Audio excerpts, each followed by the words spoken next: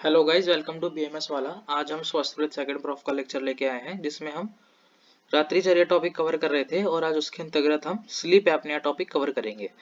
तो एपनिया का बेसिकली मतलब क्या होता है? एपनिया का मतलब होता है ब्रेथलेसनेस, मतलब जब सांस नहीं आती तो हम उसे क्या बोलते हैं? एपनिया बोलते हैं। ऑक्सीजन की कमी हो जाती है तो एपनिया बोलते हैं। और स्लीप एपनिया बेसिकली जब हमें सोते सोते किसी प्रकार की ब्रेथलेसनेस होती है, जब हमें नींद नहीं आती तो उसे क्या कहते हैं? Sleep apnea.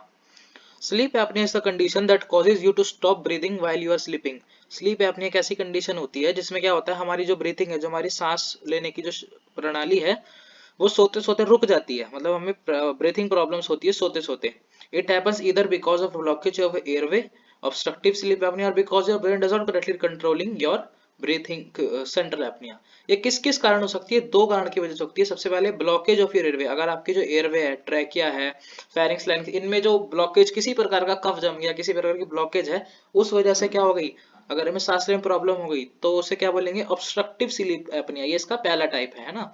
और दूसरा, because your brain doesn't correctly control your breathing. जब ब्रेन ने ही रिस्पॉन्ड नहीं करा आपकी स्लीपिंग एपनिया को कंट्रोल करने के लिए, तब या फिर ब्रेन ने प्रॉपर मैसेज नहीं भेजा सोते सोते ऑक्सीजन की डिमांड पूरी सप्लाई करने के लिए, ब्रीथिंग करते सोते टाइम, ब्रीथिंग के टाइम, उसे कहते हैं सेंट्रल एपनिया, जिसमें ब्रेन इन्वॉल्व है। और जो ऑब्स्ट्रक्टिव है उसमें ऑब्स्ट्रक्शन इन्वॉल्व है, कहाँ? एयरवे में हमारे।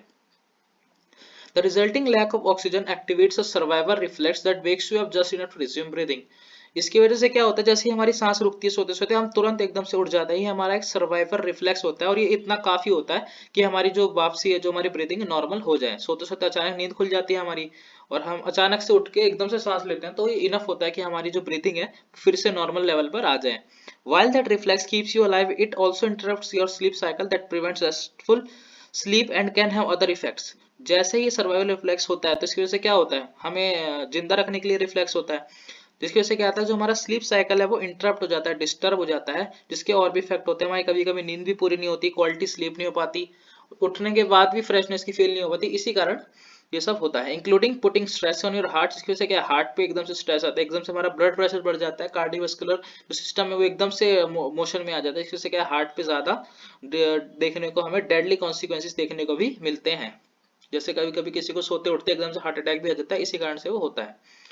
Why does sleep apnea affect? Sleep apnea क्यों और कैसे इफेक्ट करता है? Sleep apnea can happen to anyone. किसी को भी स्लीप एपनिया हो सकता है। सोते सोते सांस बंद हो जाना और एकदम से फिर उठना, सर्वाइवल रिफ्लेक्स, ये किसी को भी हो सकता है। Ranging from infants children to older, किसी को भी, छोटे नवजात शिशु को भी हो सकता है, बच्चों को भी हो सकता है, और अडल्ट जो बड़े हो गए हैं उनको भी हो सकता है। Obstructive sleep apnea is more common in certain circumstances and group of people. अब देखा जाए तो ऑब्स्ट्रक्टिव स्लीप एपनिया जो हमारा एयरवे में जब ब्लॉकेज होती है, किस किस में देखने को मिलता है हमें? Before age 50 it's more common in man. 50 साल से ऊपर उम्र से जो पहले पहले के लोग हैं उम्र के, वो ज्यादातर मेन में देखने को मिलता है। और people assigned male at birth, birth के टाइम भी देखने को मिलता है कि मेल साइड में स्लीप एपनिया ज्यादा होता है। People and more like to develop at is get older. जैसे जैसे उम्र बढ़ती है वैसे वैसे स्लीप एपनिया बढ़ता है। एक्सेस वेट एंड ओपेसिटी, जिसका ज्यादा वजन रहता है, ओपेसिटी जो इसका मोटापा यानी स्थूलता ज्यादा रहता है, उसको ज्यादा रिस्क होता है कि स्लीप एपनिया हो सकता है। More common in people who are black, Hispanic और एशियन डेसेंट। जो एशियन है, ब्लैक है, इन पीपल में देखने को ज्यादा मिलता है, क्योंकि एनवायरमेंट ऐसी है, एनवायरमेंट अडेप्टेशन ऐसी है, इसमें देखने को हमें ज्यादा मिलता है। क्योंकि यहाँ जो मौसम है वो मौसम की जो रेंज है वो वेरी करती है।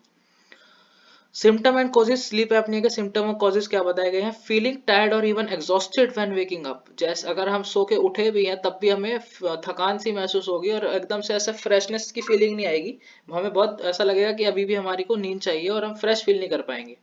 Even after full night sleep, पूरी रात सोने के बाद भी पीपल को अगर स्लीप एपनिया हुआ है तो उठते ही ऐसा लगेगा कि हमारी नींद पूरी नहीं हो रही है, हमें थकान थकान महसूस होती है। डे टाइम स्लीपीनेस हमने पहले भी पढ़ा था, दिन में एक स्ट्रॉन्ग अर्ज होगी कि हमें सोना है, कहीं पे बैठ के कैसे भी नींद आती रहेगी। इट कॉज ड्रोजीनेस, ड्रोजीनेस आ सकती है। वाइल ड्राइविंग, वर्किंग और अदर एक्टिविटीज, अगर हमारी स्लीपिंग की वजह से नींद हमारी पूरी नहीं हो पाई तो हमें डे टाइम स्लीपीनेस होगी। और डे टाइम स्लीपीनेस के कारण क्या होगा, हमें ड्राउजीनेस आएगी, यानी बेहोशी टाइप आएगी। जैसे ड्राइविंग करते टाइम ड्राइव से नहीं कर पाएंगे, वर्किंग कोई भी काम अपने प्रॉपर हम नहीं कर पाएंगे। स्नोरिंग, स्नोरिंग होता है सोते सोते खराटे लेना। खराटे में क्या देखने को मिलता है, जो हमारी एयरवे होती है, एयरवे के आसपास की जो मसल्स होती है, जैसे जो लैरिंग्स की मसल है, फेरिंग्स की मसल है, ये सब ये कॉन्ट्रैक्ट रहती है, स्लीप एपनिया में कमजोर हो जाती है। और जब स्लीप एपनिया रात को होता है तो ये मसल रिलैक्स करती है। जब रिलैक्स करती है तो क्या होता है, जो एयरवे की पैसेज है वो कम हो जाती है, जिसकी वजह से क्या है, स्लीप एपनिया होता है और स्नोरिंग होती है। स्नोरिंग यानी खर्राटे की वो उत्पत्ति होती है।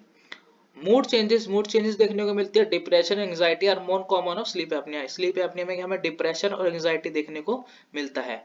डिस्ट्रप्शंस इन ब्रेन फंक्शन, जो ब्रेन के नॉर्मल फंक्शन है जैसे सोचना, मेमोरी लॉस, ये सब देखने को हमें मिलता है स्लीप एपनिया होता है। तो इसमें क्या क्या कॉन्सिक्वेंसेज होते हैं, मेमोरी लॉस, जो हमारी मेमोरी वो शार्प नहीं होगी। ट्रबल कंसंट्रेटिंग, कहीं पे हम कंसंट्रेट प्रॉपर फोकस कर नहीं पाएंगे और भी ब्रेन रिलेटेड इशू हो सकते हैं। Waking up repeatedly in middle of the night, middle of night आधी रात में, बीच रात में बार बार उठ जाते हैं स्लीप एपनिया अगर होता है तो। Pause in breathing while asleep, जैसे ही नींद आएगी वैसे ही जो हमारी सांस है वो रुक जाती है स्लीप एपनिया केस में। अनयूजुअल ब्रीथिंग पैटर्न में अनयूजुअल देखने मिलते हैं, कभी ज्यादा तेज हमें सांस आएगी, कभी बिल्कुल मंद आएगी, कभी बहुत जोर जोर सांस लेने की आवाज आएगी, देखने को मिलता है। इंसोम्निया, हमें रात को नींद ही नहीं आती कभी कभी स्लीप एपनिया की वजह से, वो भी इंसोम्निया कैटेगरी में आ सकता है। Night sweats, feeling restless at night, sexual dysfunction देखने को मिलता है, नपुंसकता जिसे कहते हैं। Wake up of feeling short of breath और लाइक यू आर चोकिंग, ऐसा लगा कि हमारा गला किसी ने जकड़ लिया, हमारे गले में कुछ फंस गया है, ये उसके फंक्शन देखने को सिम्टम में मिलते हैं। हेडेक, सर में दर्द देखने को मिलेगा, स्पेशली कब, व्हेन वेकिंग अप, जब उठेंगे तो हमें तुरंत सर दर्द होगा अगर हमें रात को स्लीप एपनिया हुआ है तो। आगे इसमें क्या बताया गया, इसकी ट्रीटमेंट, कि हम इसको ठीक कैसे कर सकते हैं। सबसे पहले कंजर्वेटिव ट्रीटमेंट, कंजर्वेटिव ट्रीटमेंट होता है कि जो हम अपने लेवल पे कर सकते हैं, जैसे कि वेट लॉस कर सकते हैं, वेट लॉस कम होगा तो हमें स्लीप एपनिया होने के चांसेस कम है। Position changes while sleep and sleep aids item, जब हम सोते हैं तो हमारी पोजीशन की वजह से भी कभी कभी स्लीप एपनिया हो सकता है। जैसे कोई बंदा उल्टा सोता है तो उसकी चेस्ट पे सारा प्रेशर रहता है, उसकी वजह से क्या स्लीप एपनिया हो सकता है, तो हम उसको अवॉइड कर सकते हैं। और स्लीप एड आइटम, ऐसा कोई आइटम स्लीप एड्स रख सकते हैं जिससे हमें नींद जल्दी इंड्यूस हो। नेजल स्प्रे रख सकते हैं जिससे हमारी नाक प्रॉपर खुल जाए, चोकिंग ना, और एडेसिव स्ट्रिप्स रख सकते हैं।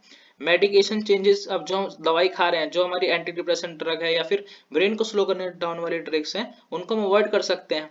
पॉजिटिव एयरवे प्रेशर वेंटिलेशन, अपने जो आसपास का वहाँ का एयरवे अच्छा हो और वहाँ वेंटिलेशन हो प्रॉपर, तो हमें स्लीप एपनिया से हम काफी हद तक अवॉइड कर सकते हैं।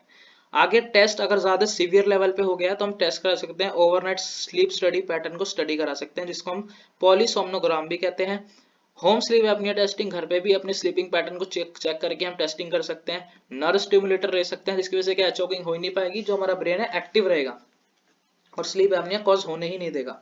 और सोमनोप्लास्टी, सोमनोप्लास्टी क्या होती है, जो हमारे विंड पाइप के आसपास की जो एरिया होती है, जो टिश्यू होता है, उनको थोड़ा थोड़ा हटा देते हैं, जिसकी वजह से क्या, एयरवे बढ़ जाता है। जैसे कि reduces soft tissues around upper part of wind pipe, wind pipe के आसपास के सॉफ्ट टिश्यूज को हटा देते हैं, जिससे एयरवे खुल जाता है और स्लीप एपनिया नहीं होता, प्रॉपर सांस आती रहती है।